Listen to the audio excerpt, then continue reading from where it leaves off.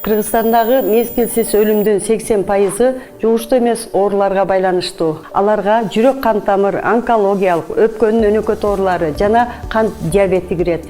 Бул оорулардын өнүгүшүнө тамеки чегүү, туура эмес тамактануу, физикалык активдүүлүктүн жетишсиздиги, семирүү, артериялык кан басымдын жогорулашы, кандагы канттын жана холестериндин өлчөмүнүн көбөйүшү, уктап жатып дем албай калуу, уйку апноясы себеп болот.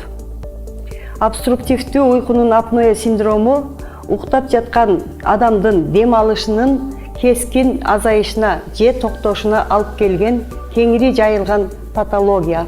Түнкүсүн адам үзгүлтүк менен дем алып, катуу коңурук тартса, күндүзү уйкусураса, башы ооруса жана алсыраса, бул белгилер обструктивдүү уйкунун апноэ синдромунун түшүндүрүшү ыктымал. Обструктивдүү уйкунун апноэ синдрому катуу кармаган миокард инфарктына, артериялык кан басымдын жогорулашына, жүрөк аритмиясына, инсультка жана жүрөк кармаган өлүмгө алып келиши мүмкүн. Обструктивдүү уйкунун апноэ синдромунун негизги себеби ашыкча салмак болуп эсептелет. Эгер сиз бул оорунун белгилерин байкасаңыз, алкоголдук ичимдиктерди же уктатуучу дарыларды колдонбоңуз. Тамеки чегүүнү баштабаңыз же таштаңыз. Физикалык активдүүлүктү арттырыңыз. Туура тамактаныңыз.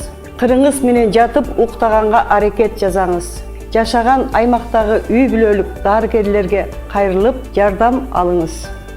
Жугуштуу эмес оорулардын 8 коркунуч фактору жөнүндө кеңири маалымат биздин чекап модулубузда. Чекаптан өтүп, ден соолугуңузга кам көрүңүз.